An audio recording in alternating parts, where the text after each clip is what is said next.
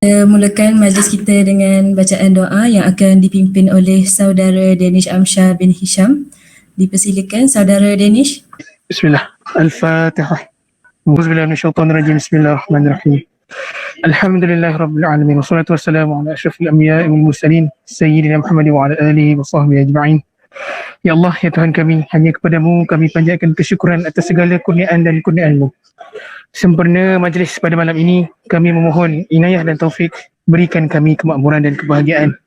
Lapangkanlah hati, lapangkanlah dada kami agar dapat mengisi ilmu dan ilmu yang bermanfaat untuk agama, bangsa dan negara. Sesungguhnya pada malam ini kami berkumpul kerana-Mu, ya Allah. Kami berkumpul untuk menimba ilmu, bertukar pendapat, menyumbang idea, menghubungkan persahabatan dan memberikan sokongan ke arah meningkatkan prestasi kami. Ya Allah, ya Zal Jalali wal Ikram. Kami mohon kekuatan dari hadirat-Mu, ya Allah, agar kami yang hadir pada malam ini agar dapat melaksanakan segala kebajikan.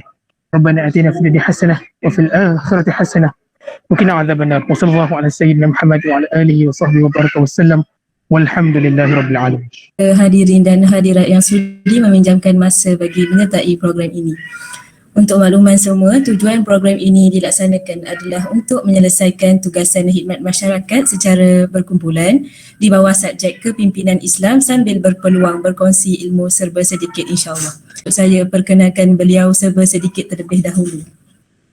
Nama penceramah kita pada hari ini adalah saudara Syekh Muhammad Solihin bin Syekh Ramlan atau dikenali dengan Syekh Solihin Al-Yahya, merupakan alumni Uniza yang berkelulusan dalam bidang ijazah sarjana muda syariah fatwa.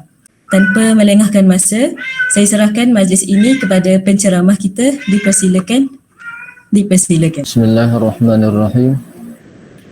Pertama sekali saya ucapkan terima kasih jazakillah khairul jaza kepada sahabat kita selaku pengurusi majlis, ukhti ataupun ustazah lah, Nisa Razak, khususnya kepada pembaca doa Ustaz Danish Amsyar dan seterusnya hadirin hadirat.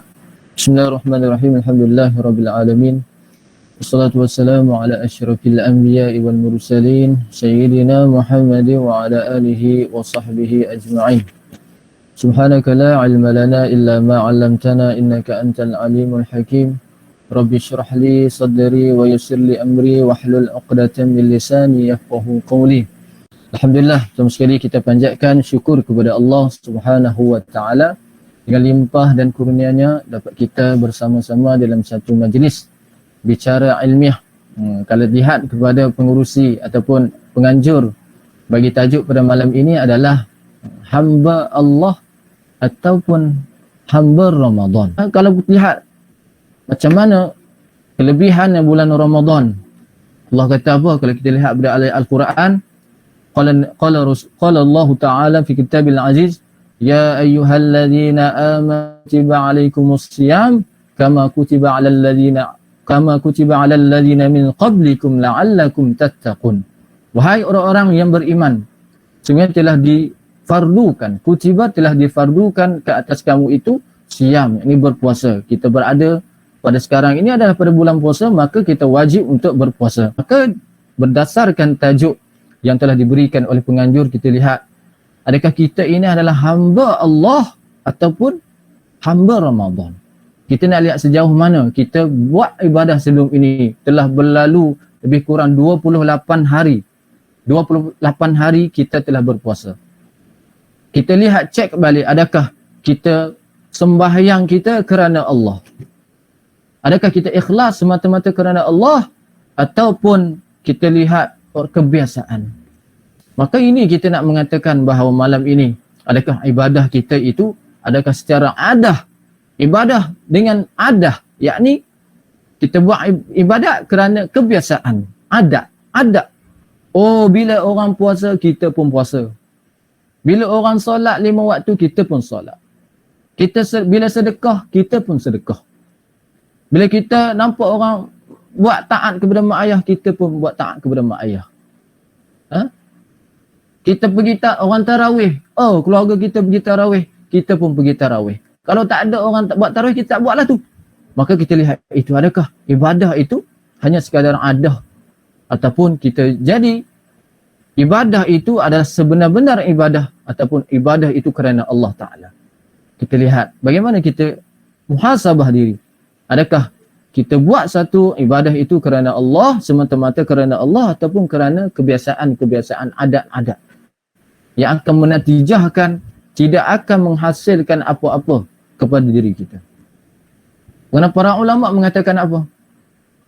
Berpuasa itu melatih diri kita untuk menghilangkan sifat tamak. Tamak bagaimana? Ketika kita tak puasa, kita tamak nak makan. Ketika kita nak puasa, tamak nafsu kita.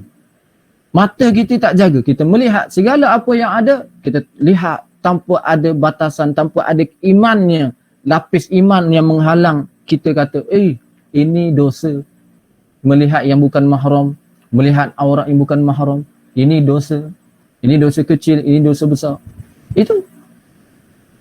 Jadi kalau kita berada bulan Ramadan, maka bulan Ramadan ini menjadi sekurang-kurangnya mendapat kebaikan, meningkatkan sedikit iman kita.